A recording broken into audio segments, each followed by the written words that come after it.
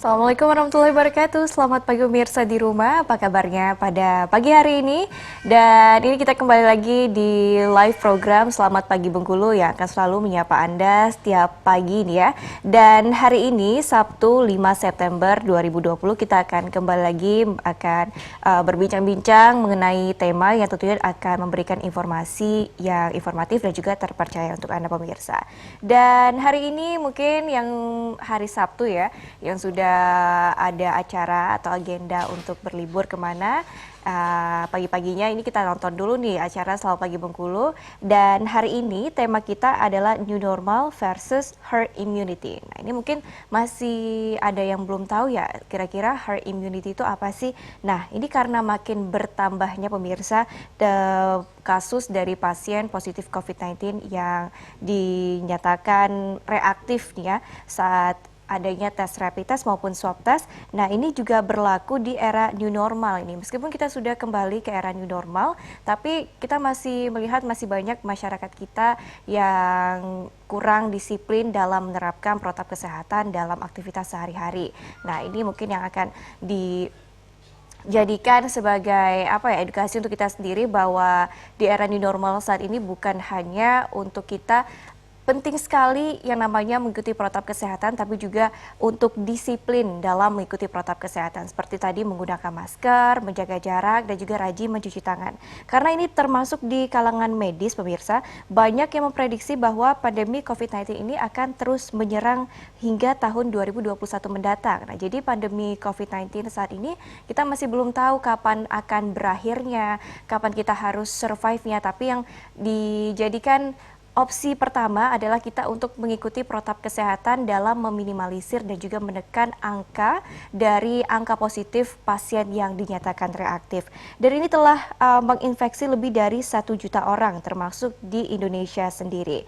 Nah, dari banyak negara yang sudah memberikan obat dan juga vaksin untuk menghentikan penyebaran virus corona ini, pemirsa, muncullah istilah herd immunity. Nah, itu dianggap sebagai salah satu strategi untuk menghentikan dari penyebaran virus corona. Kita akan mendengar nanti seperti apa itu herd immunity. Mungkin ini adalah istilah baru dalam kasus dari pandemi COVID-19 saat ini, dan juga mengapa pola ini dianggap sebagai strategi yang berbahaya. Nah, ini kita akan berbincang nanti dengan narasumber kita, yaitu ada Dr. Hamzah Hasan MM.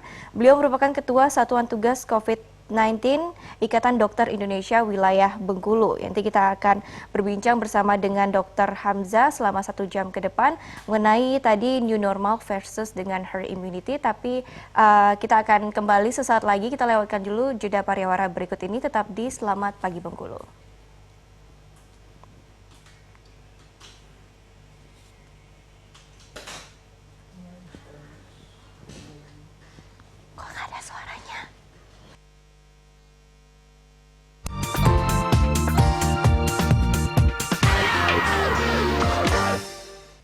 Ya, pemirsa, terima kasih Anda masih bersama kami di Selamat Pagi Bengkulu dengan tema kita pada hari ini Sabtu 5 September 2020, New Normal versus Herd Immunity. Nah, ini tadi saya sudah memberikan kisi-kisi mengenai narasumber kita pada pagi hari ini, dan juga kita di studio sudah kedatangan Dr. Hamzah Hasan MM. Nah, ini beliau merupakan Ketua Satuan Tugas COVID-19 Ikatan Dokter Indonesia Wilayah Bengkulu. Selamat pagi, Dok. Selamat pagi. Iya. Selamat pagi pemirsa sekalian.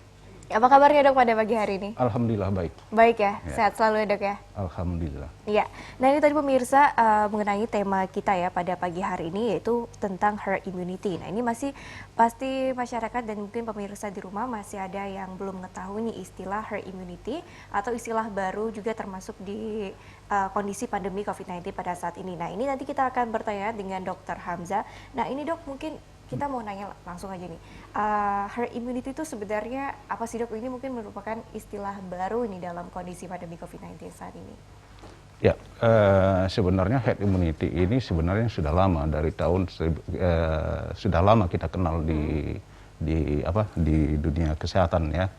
Itu pada tahun 1923-an gitu ya, pada waktu wabah-wabah yang sebelumnya seperti cacar, polio dan segala macam. Namun memang lagi innya sekarang, ya innya sekarang dikenal secara publik ini sekarang nih. Karena di setiap wabah ya itu pasti ada beberapa strategi yang harus dilakukan oleh pemerintah dalam melakukan penanganan pandemi seperti ini. Jadi sebenarnya herd immunity itu adalah membentuk sekelompok, ya, kekebalan sekelompok. Jadi sehingga kalau itu sudah terbentuk akan melindungi kelompok-kelompok yang lain. Seperti itu. Oke, baik. Nah ini apakah dijadikan juga sebagai salah satu untuk mengatasi pandemi ini, Dok? Ya, memang herd immunity itu salah satu strategi untuk mengatasi pandemi.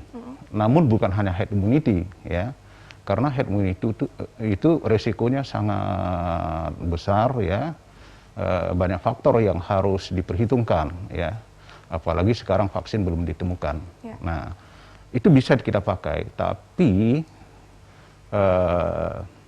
konsekuensinya sangat besar. Kemudian strategi lain sebenarnya yang lebih bisa diperhitungkan itu adalah dengan yang istilah sekarang juga dikenal juga, ya, dengan lockdown.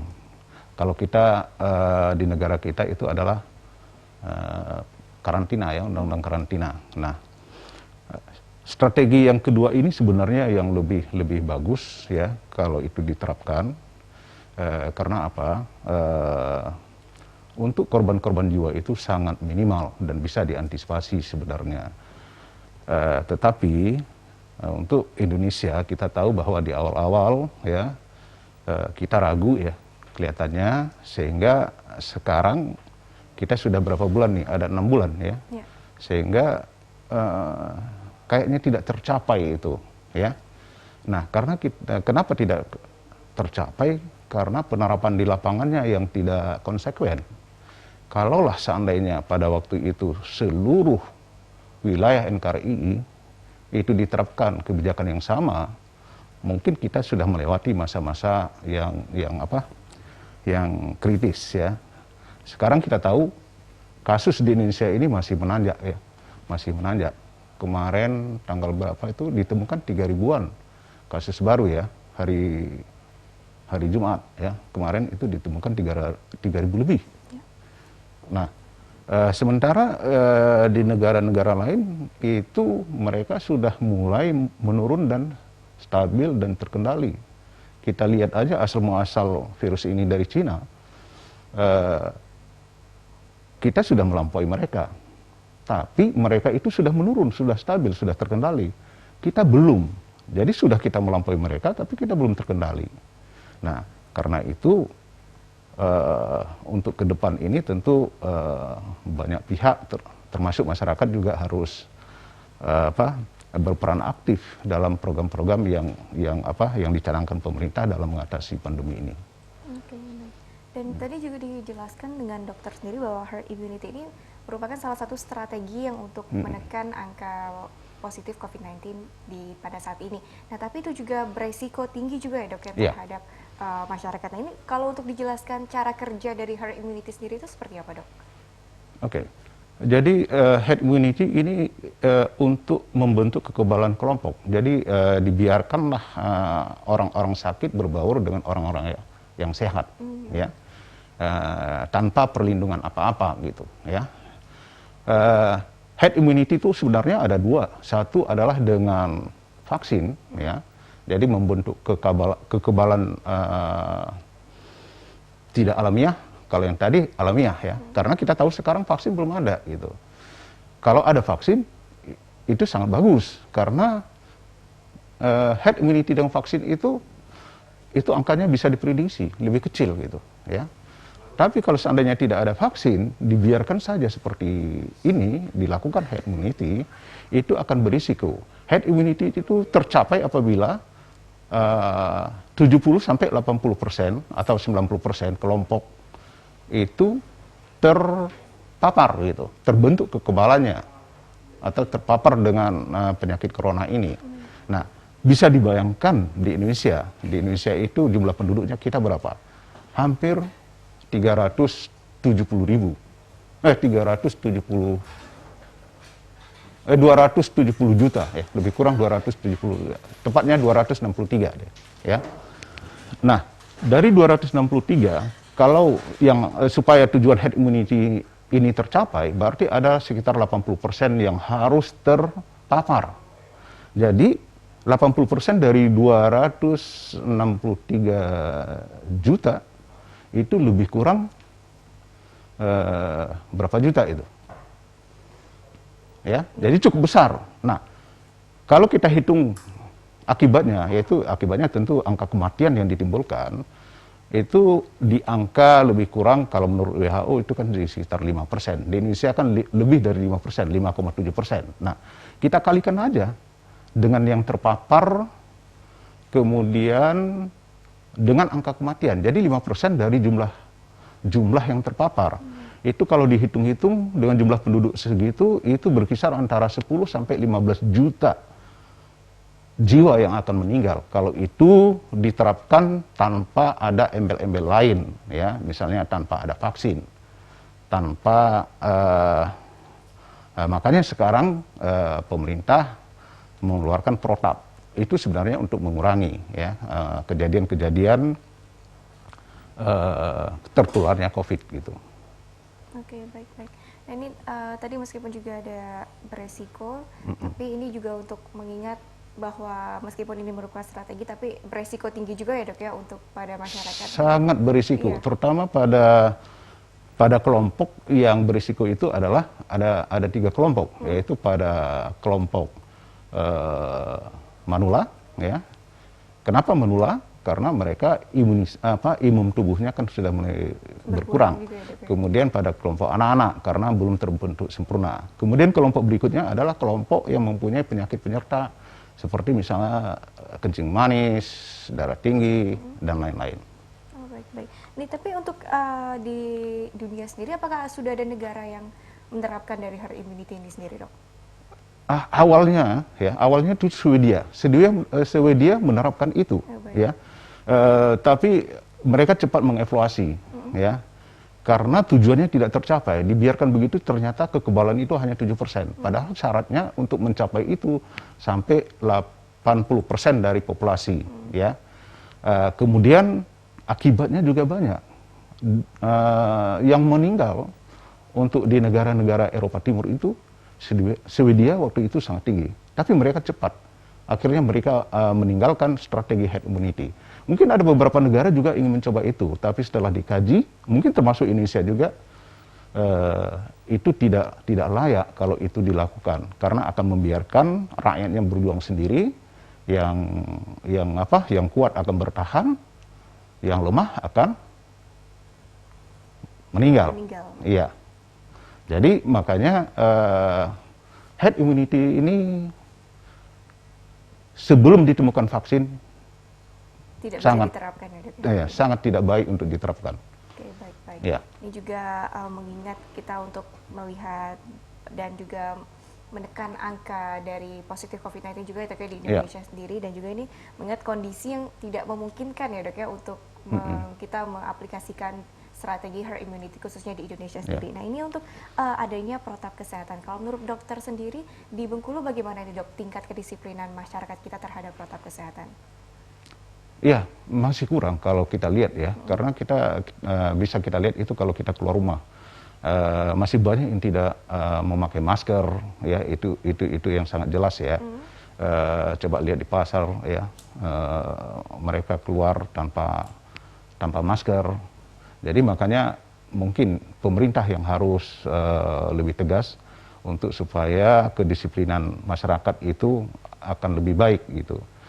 Tentu harus dilakukan razia-razia ya, atau kalau ketemu masyarakat yang keluar rumah tanpa masker, suruh balik gitu, mau nggak mau gitu, karena itu akan membahayakan diri dia sendiri dan membahayakan orang lain kalau dia mempunyai atau terinfeksi corona, ya kan? Jadi bisa membahayakan diri dia dan bisa membahayakan orang lain. Oke, baik. Dan juga ini mungkin harus dijadikan sebuah evaluasi tersendiri ya dok ya untuk khususnya di Bengkulu sendiri Ya. dalam masyarakatnya meningkatkan kedisiplinan untuk mengikuti protokol kesehatan tadi yang sudah dokter bilang dari menggunakan masker merupakan hal yang sangat simpel ini, Ya. tapi masih ada masyarakat kita mungkin yang lupa untuk membawa masker atau menggunakan Betul. masker tadi.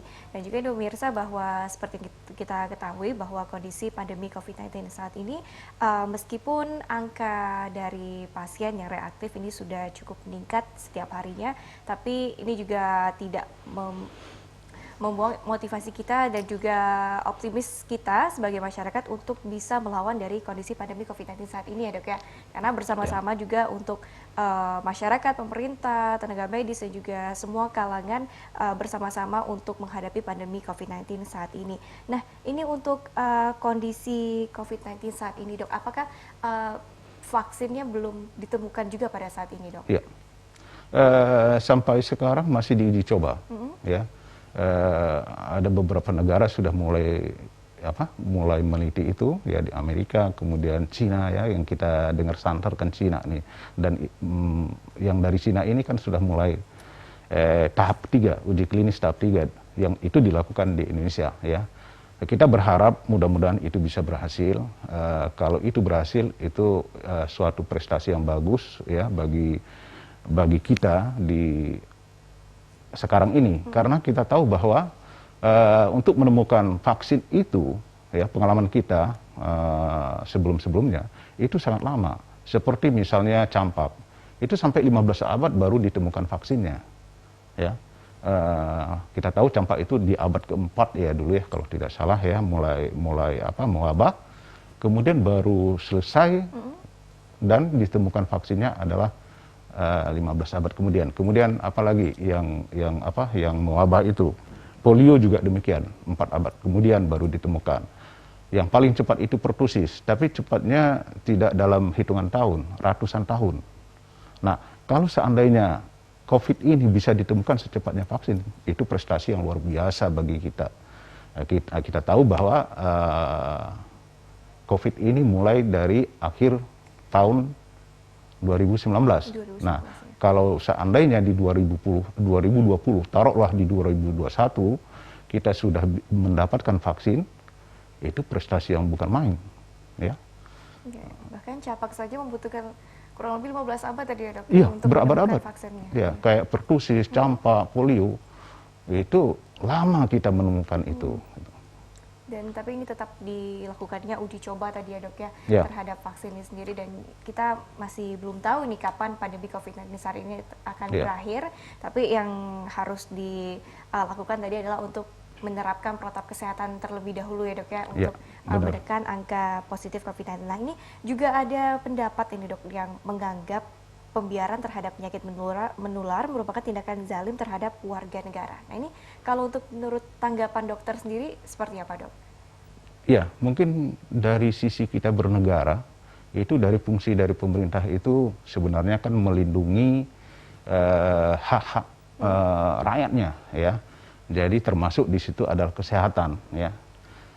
Jadi mau tidak mau negara itu harus melindungi itu. Nah, makanya pendapat itu mungkin bisa benar ya, karena apa? Kalau itu diterapkan tentu banyak korban jiwa ya yang akan terjadi. Jadi di mana peran pemerintah kalau itu dilakukan? Jadi karena kalau ini terjadi, korbannya bukan main. Kita hitung-hitung tadi kan lebih kurang 15 juta penduduk akan meninggal kalau itu diterapkan murni. Ya. Tapi sekarang kan pemerintah kan sudah mengkombinasikan itu. Artinya karena memang banyak pertimbangan pemerintah itu kita maklum ya. Faktor ekonomi itu harus berjalan ya, tapi faktor kesehatan itu juga tetap dijaga. Makanya keluarlah protap kesehatan. Nah, karena itu kita semuanya itu harus patuh dengan protap kesehatan itu, karena vaksin sekarang belum bisa ditemukan. Iya. Ya. Oke, baik. Jadi itu adalah kondisi dari pemerintah sendiri ya dok Ya. ya, untuk masyarakatnya. Nah ini mungkin kita seperti kita ketahui ya dok ya, mungkin masyarakat kita ada yang masih kurang disiplin dalam menerapkan protokol kesehatan. Masih ada sebagian dari mereka yang percaya bahwa COVID-19 ini tidak ada ataupun tidak nyata. Nah ini kalau menurut dokter sendiri melihat pandangan sebagian masyarakat yang menganggap kondisi COVID-19 saat ini tidak nyata itu seperti apa, Dok? Ya, ini sangat berbahaya sebenarnya kalau ini dibiarkan di tengah-tengah masyarakat. Ya, kita tahu masyarakat kita itu mungkin ada 3 kelompok tentang pandangannya tentang COVID ini. Satu memang yakin, ya. Yang kedua adalah ragu-ragu. Yang ketiga yang itu tadi tidak percaya sama sekali, tidak yakin, ya. Nah, tentu ini tugas pemerintah untuk bagaimana supaya mengedukasi masyarakat bahwa COVID ini adalah nyata, ya. Kenapa sebagian masyarakat mengatakan ini tidak nyata? Karena belum kena, ya, belum kena. Tapi sebenarnya kalau kita memakai, kalau kita dapat informasi, ya, kalau kita sering mendapatkan informasi, ini kan sudah pandemi di seluruh dunia. Masa kita masih tidak percaya, ya? Kenapa pemerintah melakukan kebijakan seperti itu? Masa kita tidak percaya dengan pemerintah? Jadi sangat naif kalau kita tidak percaya. Makanya, tapi kita juga tidak bisa menyalahkan masyarakat. Karena kelompok masyarakat kita, pendidikannya, informasi, akses informasi, itu tidak sama. Ya kan? Nah, karena itu, ya itu tadi, kembali kepada fungsi pemerintah. Pemerintah harus gencar untuk mengedukasi masyarakat sehingga pendapat-pendapat yang demikian bisa diminimalisir atau bahkan bisa dinolkan. Sehingga kita bisa bersama-sama menghadapi corona dengan satu pandangan. Bahwa corona itu memang nyata. Ya, dan jangan sampai kena dulu nih baru percaya, Dok, ya? Iya, kebanyakan kita seperti itu kan. Iya. Ya. Dan ini juga menjadi apa ya, PR juga untuk kita semua, Dok, ya, dalam pemerintah juga masyarakat untuk mengedukasi masyarakat kita mungkin yang tidak sama ini dalam memperoleh informasi mengenai COVID-19 saat ini. Nah, ini pemirsa, tadi kita sudah berbincang banyak mengenai herd immunity dan juga kondisi pada saat ini, khususnya di Bengkulu pada kondisi pandemi COVID-19. Nah, tadi Dr. Hamzah Hasan juga beliau merupakan Ketua Satuan Tugas COVID-19 Ikatan Dokter Indonesia Wilayah Bengkulu, berbincang-bincang mengenai kondisi pada saat ini. Tapi kita akan masih berbincang dengan beliau pada tema kita New Normal versus Herd Immunity. Namun kita lewati dulu jeda pariwara berikut ini. Tetap bersama kami di Selamat Pagi Bengkulu.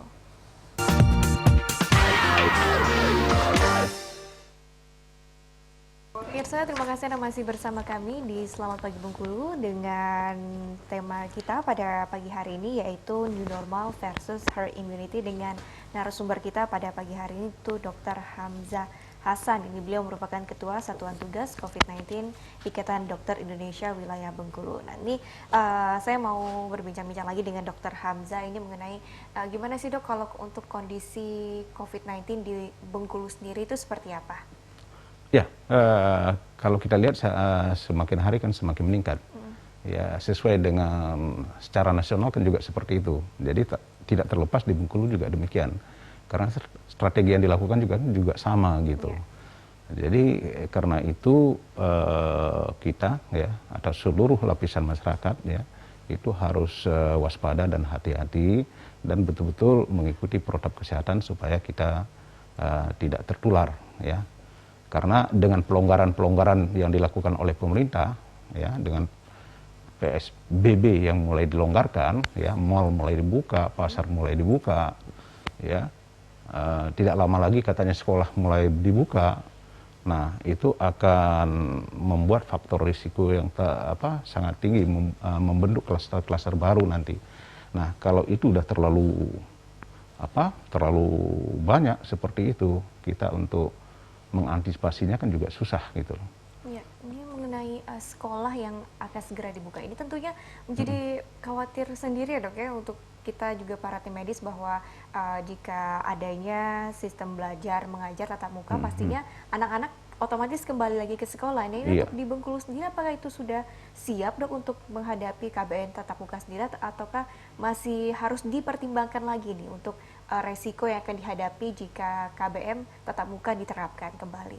Ya, sebenarnya harus dipertimbangkan ya, karena semuanya itu kan di masa pandemi ini ada syarat ya, termasuk juga melakukan pelonggaran itu ada syarat. Nah, tatap muka atau sekolah kembali itu juga ada syaratnya, harus zona, pemerintah sudah membuat aturan itu, ada keputusan bersama 3 menteri kan. Nah, itu boleh tatap muka apabila daerahnya adalah zona hijau ya, sedangkan kita di Bengkulu kan masih khusus kota masih merah. ya kan? Nah, bayangkan saja kalau itu dilakukan, resikonya sangat besar. Apalagi pada kelompok-kelompok anak sekolah, misalnya SD, SMP, ya, dan termasuk SMA juga. Nah, itu risikonya sangat besar karena mereka mobilitasnya cukup tinggi dan untuk kedisiplinan kita susah gitu untuk memberikan pengertian-pengertian. Mungkin di hadapan kita dia ngerti, tapi di belakang itu apakah setiap saat kita bisa mengawasi anak-anak? Kan tidak mungkin. Betul. Nah, ini akan berisiko sekali untuk meningkatnya kasus COVID ini. Jadi sebaiknya ya ikutilah aturan yang sudah diterapkan. Boleh tatap muka itu kalau seandainya di daerah itu udah zona hijau. Zona hijau pun ada syarat. Tidak serta-merta zona hijau itu langsung dibuka, tidak. Fasilitas-fasilitasnya harus dilihat, ya, harus ada gitu, tempat mencuci tangan, ya, itu tersedia apa tidak. Kalau tidak bisa juga gitu loh. Tidak boleh itu sekolah untuk dibuka bertatap muka. Jadi banyak faktor. Tinggal kepada kita semua sebenarnya, ya, janganlah terburu-buru. Ya, kadang-kadang kan dari sisi orang tua nih, ya kan, untuk mendesak sekolah supaya tatap muka. Betul. Tentu banyak faktor itu dari sisi orang tua, ya, karena selama ini kan terbiasa anak-anaknya dia kerja, orang tua, bapak ibu kerja, anak-anaknya daripada di rumah kan, dia di sekolah. Nah sekarang dengan itu dilarang, kan anak-anaknya di rumah nih. Justru mungkin ada sebagian dari orang tua merasa berat, ya, karena anak-anaknya tidak bisa diawasi di rumah. Nah ini satu persoalan, tapi janganlah itu sebagai alasan kita untuk mendorong pihak sekolah untuk membuka kembali sekolah dalam waktu seperti sekarang ini. Jadi harus sabar, tunggulah. Kapan itu kan ada pemerintah, ada tim penilai nanti kalau sudah zona hijau, kemudian tempat sekolah itu dievaluasi, ya kan? Ada nggak tempat cuci tangannya, ada nggak tersedia sabun di sana. Nah itu harus kita siapkan bersama demi untuk memutus mata rantai COVID ini. Ya, betul sekali ini karena anak-anak sendiri ini mungkin masih susah ya dok ya untuk diberikan pemahaman pakai masker nih misalnya, apalagi dia kembali ke rumah bertemu dengan tadi orang tuanya, bahkan tetangganya ataupun bahkan kakek neneknya ini yang mungkin sudah lansia dan juga sistem imunnya juga masih sangat rendah ataupun juga berkurang ya dok ya kalau sudah lansia ini sendiri. Dan juga ini mungkin harus dijadikan pertimbangan sendiri untuk pemerintah dan juga orang tua dalam mendesak mungkin untuk anak-anaknya kembali belajar ke sekolah nih, karena mungkin sudah kalau belajar orang tua ngajarin anak ini mungkin banyak sekali ya dok ya konfliknya kepada anak-anak karena juga bekerja di luar dan juga nanti harus menghadapi tugas-tugas anak-anak yang ada di rumah. Nah ini mungkin kita harus pertimbangkan pemirsa karena ini juga menyangkut keselamatan setiap orang agar tidak timbulnya klaster baru dari pandemi COVID-19 saat ini. Nah ini jika pasien terus bertambah ya dok ya, kita juga sudah cukup tahu kalau setiap harinya ada saja pasien dari COVID-19 saat ini yang bertambah khususnya di Kota Bengkulu maupun di Provinsi Bengkulu sendiri. Dan ini juga menyebabkan tim medis kita pastinya kelelahan dong ya, dan juga ini pasti ada yang menjadi korban dari pandemi COVID-19 saat ini. Nah ini kalau dari Ikatan Dokter Indonesia sendiri, langkah apa nih dok yang diambil dalam menghadapi situasi seperti ini? Ya, memang kalau ini terjadi ledakan dan sekarang kan kasusnya menanjak, kita juga dengar bahwa banyak dokter, udah 100 lebih ya dokter yang meninggal karena COVID ya. Nah, sebenarnya dari kita profesi hanya ya mengikuti arahan dari pemerintah ya. Kita juga memberi masukan kepada pemerintah bagaimana kita dalam strategi menghadapi COVID ini.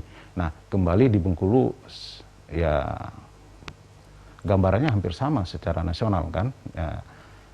Tapi untuk di Bengkulu khususnya tenaga kesehatan memang sudah berkurang dari sebelumnya, tapi bukan berarti tidak ada, masih ada 1-2 nakes kita yang terkena bagaimanapun COVID ini kalau sudah masuk kepada suspek atau pasien yang harus dirawat yang bergejala, itu kan yang menangani para nakes, ya termasuk dokter di situ.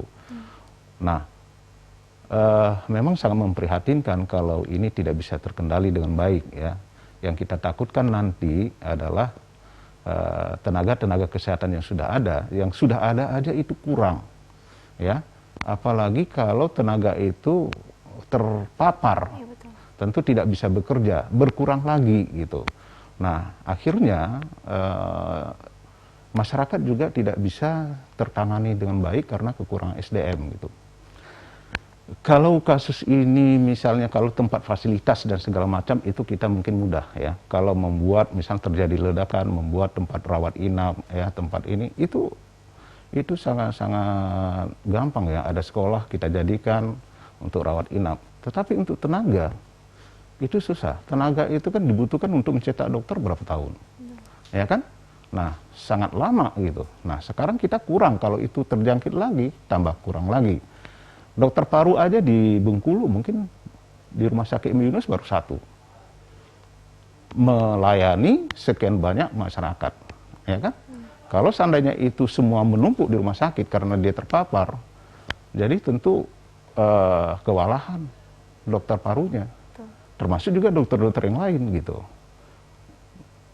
Dan ini juga menjadi apa ya, langkah sendiri Dok yang harus diambil khususnya untuk ID juga di wilayah Bengkulu dalam menghadapi tadi SDM kita dari dokter yang mungkin masih sangat kurang di Bengkulu, dan juga menjadi orang yang cukup beresiko nih kalau dokter dan juga tim medis, karena ini menghadapi secara langsung pasien yang terpapar COVID-19. Nah, ini kalau untuk di wilayah Bengkulu sendiri, untuk Ikatan Dokter Indonesia-nya, apa nih Dok evaluasi yang dilakukan selama pandemi COVID-19 saat ini?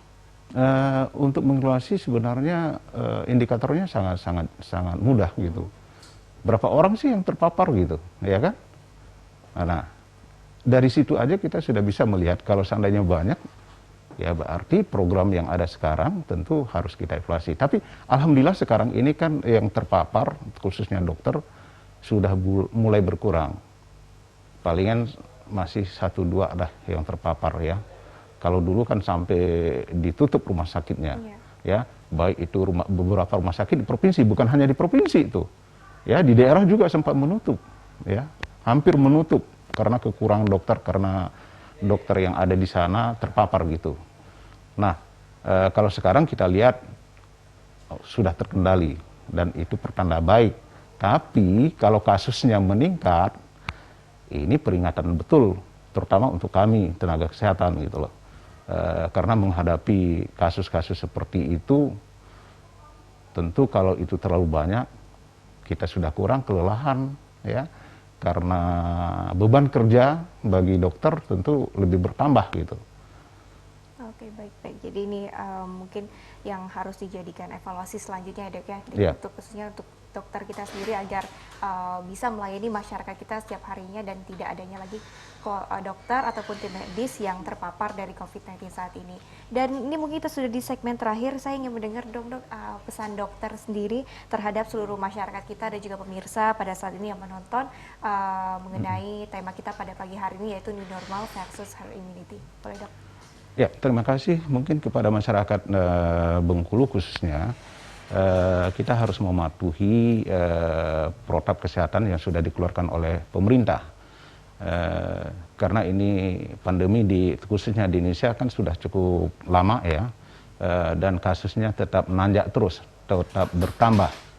Jadi mau tidak mau sekarang kita harus menyelamatkan diri kita sendiri dan keluarga kita, termasuk lingkungan kita. Bagaimana caranya? Tentu dengan mematuhi protap kesehatan yang sudah dikeluarkan. Yaitu ada istilah 3M, kalau saya bilang 4M deh. 3M itu menggunakan masker, menjaga jarak, kemudian mencuci tangan. Tambah satu lagi sebenarnya, setiap kita keluar ke tempat keramaian, kita pulang harus mandi.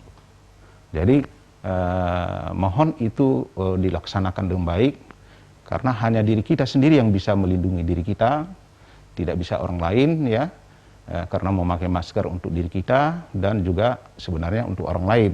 ya. Nah, ini kasus COVID ini nyata. Jadi jangan lagi beranggapan bahwa COVID itu rekayasa. Ini yang kadang-kadang kita sayangkan. Karena pola pikir demikianlah, makanya ini akhirnya menyebar dengan tidak terkendali. Nah, mudah-mudahan dengan adanya dialog pagi ini, ya, kita menyadari bahwa COVID itu betul-betul nyata dan sangat-sangat menular. Nah, pencegahannya tentu yang sudah dikeluarkan oleh pemerintah tadi dengan mengikuti protap kesehatan. Oke, baik. Jadi untuk seluruh masyarakat ya dok ya, Ya. dalam menerapkan protap kesehatan ini untuk meningkatkan kedisiplinan tadi.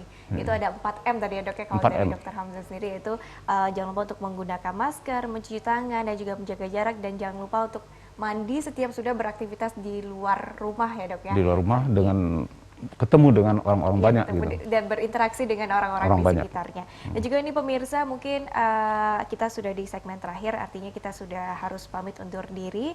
Tadi mengenai perbincangan kita dengan tema kita pada hari ini, yaitu New Normal versus Herd Immunity. Jangan lupa untuk pemirsa di rumah selalu menerapkan protap kesehatan dan juga menjaga kesehatan dan pola hidup sehat dari diri kita sendiri dan juga untuk orang-orang di sekitar Anda. Dan terima kasih untuk Dr. Hamzah Hasan sudah berkenan hadir dan juga memberikan informasi tadi mengenai tema kita pada pagi hari. Semoga sehat selalu ya dok ya, dan kita bisa bertemu Terima di lain kasih kesempatan. banyak, sama-sama. Ya, dan pemirsa di rumah jangan lupa untuk selalu saksikan Selamat Pagi Bengkulu yang akan hadir di layar kaca Anda setiap hari Senin sampai hari Sabtu pukul 8 pagi dengan tema-tema baru setiap harinya. Dan akhir kata, saya Zania Azari beserta dengan Dr. Hamzah Hasan dan juga tim kerabat yang bekerja, mohon pamit undur diri. Wassalamualaikum warahmatullahi wabarakatuh dan sampai jumpa.